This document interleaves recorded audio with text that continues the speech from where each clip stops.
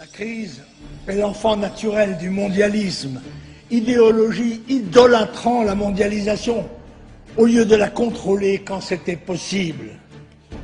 Les apprentis sorciers qui ont le projet de détruire les nations pour construire le rêve cauchemardesque du village global, l'utopie d'un monde égalitaire, mais où tout de même il y aurait des gens plus ou moins égaux, sans différence de race, mais il y en aurait quand même qui auraient le droit de se maintenir dans leur intégrité, tandis que d'autres seraient vivement engagés à se métisser, sans différence de sexe, ni de religion, ni finalement d'opinion, tous étant contraints, y compris par la loi et sous menace de sanctions pénales, de croire à la vulgate antiraciste et de se soumettre à la pensée unique.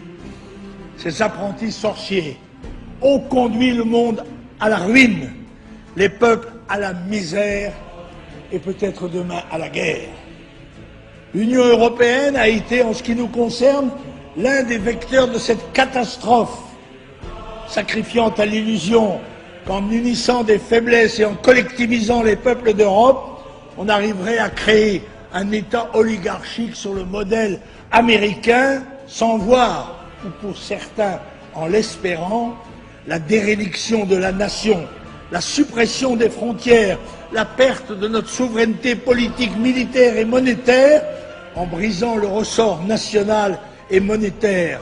Le vertige de la décadence s'est emparé des esprits, et d'abord de ceux qui les gouvernent, élite corrompue et dominée par la dictature de la pensée unique. Dans le même temps où se décomposaient les grands services publics sous la pression extérieure ou la subversion intérieure, l'armée, l'éducation nationale, la moralité publique et privée se dégradaient sous l'impact des moyens modernes de communication que sont la télévision et Internet. On va ainsi détruire nos traditions locales, culturelles, culinaires, notre façon de vivre pour mieux nous préparer au grand métissage internationaliste afin d'être identiques en tout point du globe et nous satisfaire des standards de consommation fournis par le nouvel ordre mondial. Fini les fromages au lait cru réputés impropres à la consommation. Fini le droit imprescriptible de chasse, car les bobos triomphent à Bruxelles. C'est là une véritable opération de subversion révolutionnaire. Les temps qui viennent s'annoncent difficiles. Des réductions déchirantes de niveau de vie sont inéluctables si l'on continue la politique suivie depuis 25 ans par la gauche et la droite confondues. La politique de suppression pure et simple de nos frontières physiques, commerciales, migratoires, sanitaires et internationales. Cette politique de suppression de nos frontières, cette politique d'intégration mondiale de la France, elle n'est pas tombée du ciel. C'est l'Europe qui l'a mise en œuvre, c'est l'Union européenne. C'est pour cela que nous l'appelons euromondialiste. Cette politique qui a fait l'épreuve de sa nocivité, de sa dangerosité, les Français l'ont refusée le 29 mars 2005 en disant massivement non au référendum sur la Constitution européenne, alors que l'immense majorité des politiciens appelaient contre nous à voter oui. La société de consommation et de loisirs a explosé. La recherche de nouveaux marchés a poussé à la mondialisation des économies qui s'est accélérée sous l'impulsion des multinationales. Il fallait donc démanteler les frontières économiques pour augmenter la satisfaction des besoins, pour abêtir les peuples par la publicité et le nivellement par le bas au service exclusif des spéculateurs internationaux. La classe politique a défendu et promu cette Europe monde, ouverte à tous les vents du dumping monétaire, fiscal et social des pays à bas coût de travail.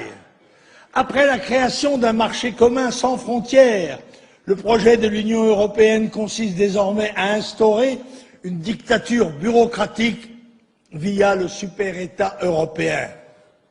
Je l'avais pressenti dès 1957, c'est pas hier matin, au début du processus, lorsque, jeune député, j'ai voté contre le traité de Rome. Oui, d'emblée, j'avais perçu les risques de dérive que ce projet portait en lui à la lecture de ses promoteurs, les Monnet, les Koudenov, Kalergi, qui rêvaient de construire les États-Unis d'Europe sur le modèle des États-Unis d'Amérique.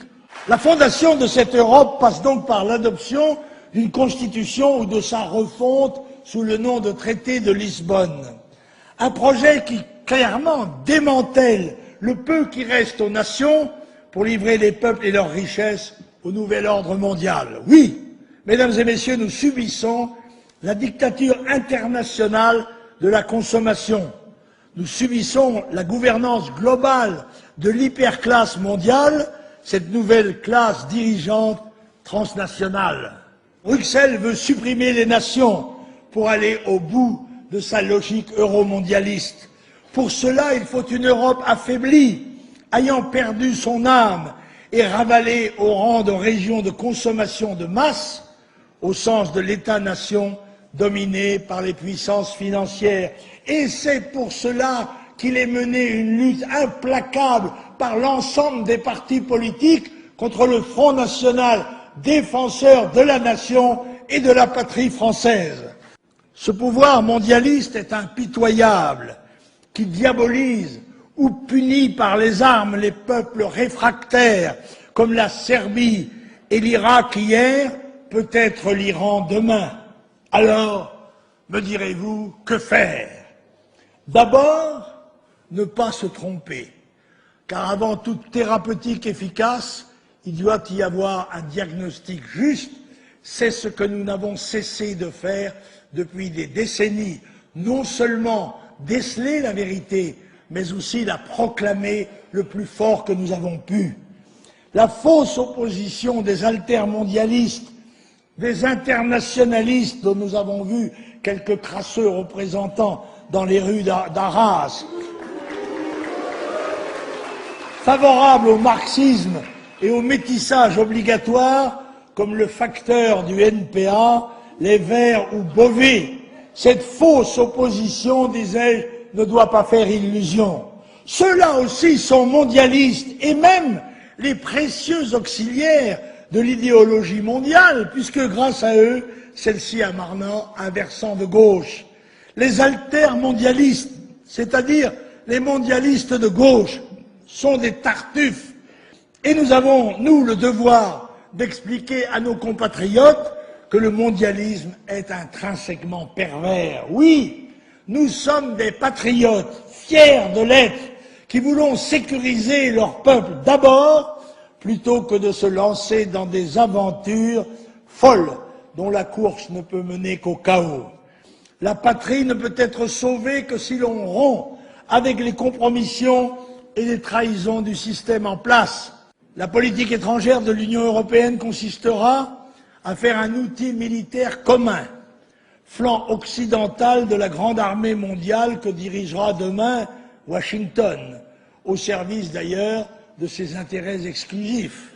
Nous ne voulons pas d'une Europe cheval de Troie des fonds d'investissement anglo-saxons. Ensemble, barrons la route aux banksters et autres requins de la finance internationale.